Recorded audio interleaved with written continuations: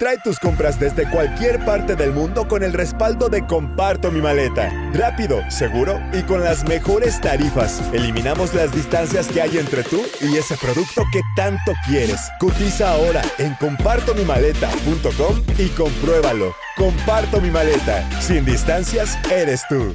Bueno, en medio de toda la situación que estamos viviendo, una información copó la agenda ayer que tenía que ver con que prácticamente ha subido en un 50% el uso y la compra de fármacos relacionados con la ansiedad, con la depresión, con los estados de ánimo, con enfermedades psicológicas y psiquiátricas. Entonces, es una evidencia de que la gente está alterada, la gente, más allá de la posición que tenga, que ya estamos bastante polarizados los chilenos,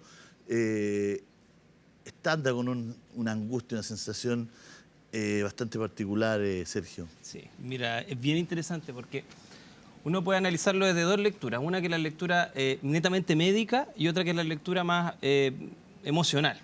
Mira, los tres fármacos que más están siendo vendidos ahora son la sertralina, que es un antidepresivo, el clonazepam, que es una benzodiazepina, un ansiolítico, y la quetiapina, que es un medicamento, un neuroléptico, un medicamento que antes o que usualmente se usa para la esquizofrenia, pero que en dosis bajas se usa para inductor del sueño. Para poder dormir. Para poder dormir. Es un buen chileno. Entonces, ¿qué es lo que hay en común de estos tres? Son medicamentos para trabajar el miedo, si lo quieres a nivel emocional, en términos metafóricos. Yo creo que las personas están con mucho miedo.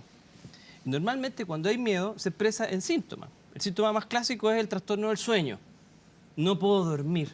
De hecho, el estrés psicológico muchas veces genera estas patologías del sueño, que la gente se despierta 5 veces en la noche, que la persona tiene que levantarse a las 8 de la mañana o a las 7 y se despierta realmente a las 6 o a las 5 o a las 4 y no logra de nuevo retomar el sueño. Y muchas veces la gente somatiza, no entiende por qué le está doliendo la guatita, por qué no está logrando dormir, por qué tiene náuseas y realmente es porque tiene miedo. Y la respuesta fisiológica al miedo tiene que ver con esta sobreexcitación. Entonces estamos como atentos a cualquier ruido, a cualquier sensación. No podemos bajar la guardia, porque perdemos la sensación de estabilidad psíquica, que nos permite funcionar bien dentro de un lugar, digamos. Ahora, ¿cuál es el problema? Que ya hay una sobreprescripción de medicamentos psicotrópicos en Chile bien grande. Normalmente nosotros tapamos a través de ingerir cosas. De hecho, no sé si se acuerdan del malestar de la cultura de Freud. Freud decía, hay muchas formas de dolor y muy pocas de felicidad. Y una de las felicidades era la intoxicación. Por ejemplo, la intoxicación alcohólica. Qué buenos somos los chilenos para tomar. Especialmente en estas circunstancias, yo he visto que las botillerías están llenas.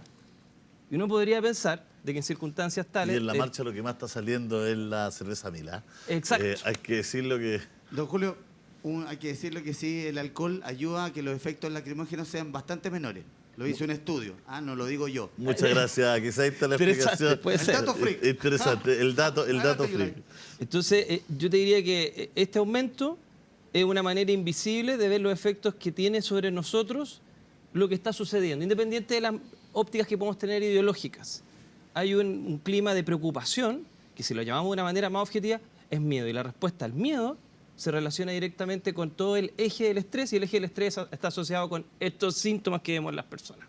El miedo, Mauricio, ¿eh? Un miedo, tema que te gusta. a mí me gusta. En el sentido de hablar del miedo, ¿no? ¿Qué gatilla el miedo? General Rosas, para ponerlo en contexto, en el fondo, cuando le hace el Bonini con los, Claro. con los carabineros que estaba ahí, él trata de, cuando uno escucha entero la grabación, en la parte más del coaching, él une lo nuevo con el miedo. ¿Viste? Esto para mí es nuevo, tengo miedo. Hace esa unión que es bien interesante. Sí, claro. Los seres humanos le tenemos miedo a lo nuevo. Él dice, nunca habíamos vivido esto. Yo para el 73 era chico, Sí, claro. y usted, alguien había vivido una situación así, nada, entonces estoy cagado de miedo. Dice, o sea, nuevamente el miedo, ¿no? El miedo en el sentido de metido en la bolsa de lo nuevo.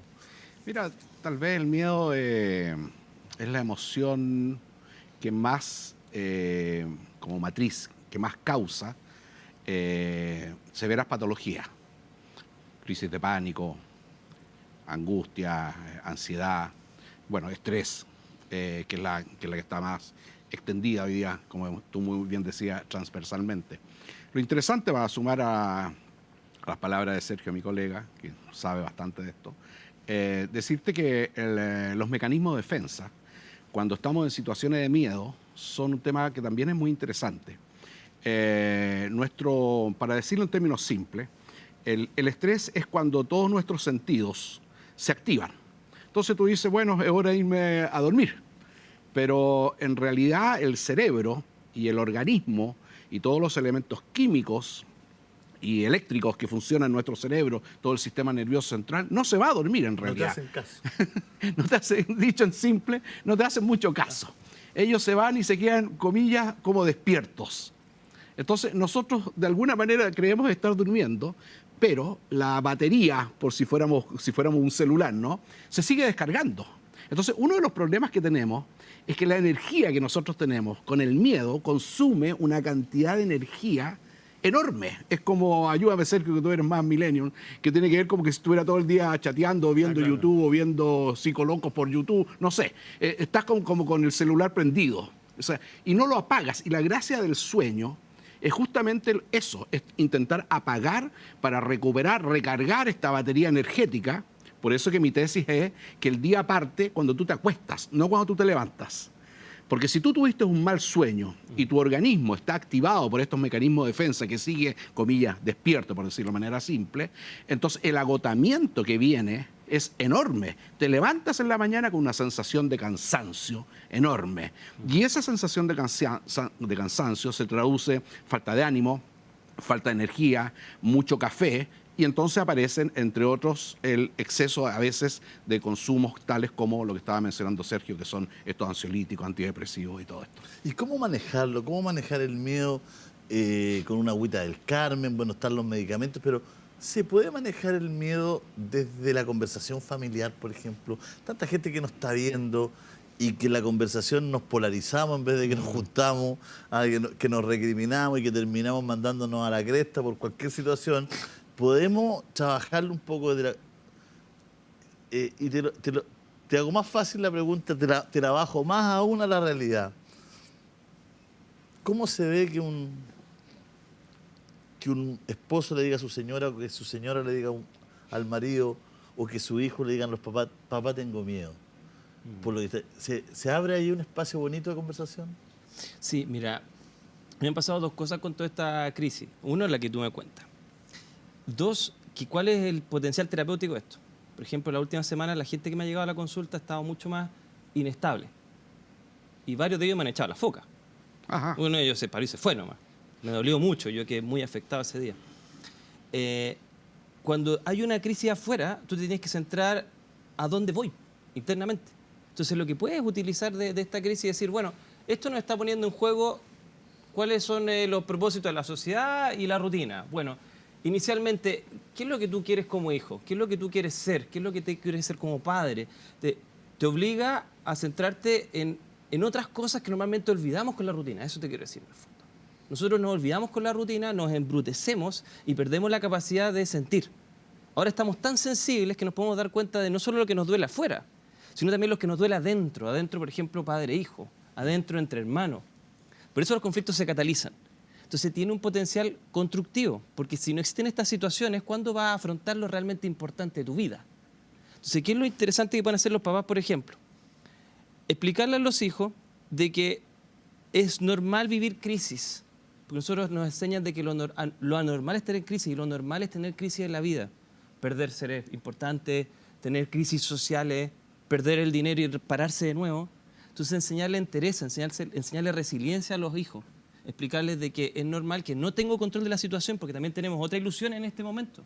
Tenemos la ilusión del control gracias a los celulares, gracias a esta vida tan simple que tenemos los seres modernos. Pensamos que tenemos todo bajo control. Y eso no es así. Y lo que nos está mostrando esta situación que no tenemos el control de lo que va a pasar. Entonces también enseñarle a los hijos, sabes que a veces no tenemos control, pero tenemos que estar más unidos. Y también ser menos influencial a las fuerzas externas. Es decir, yo creo que hacen una gran labor los periodistas.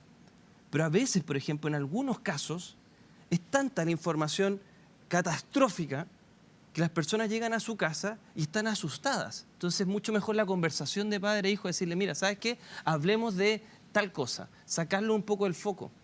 En el fondo, no olvides de que estos fármacos y el alcohol son formas de evadir, son formas de analizar la realidad.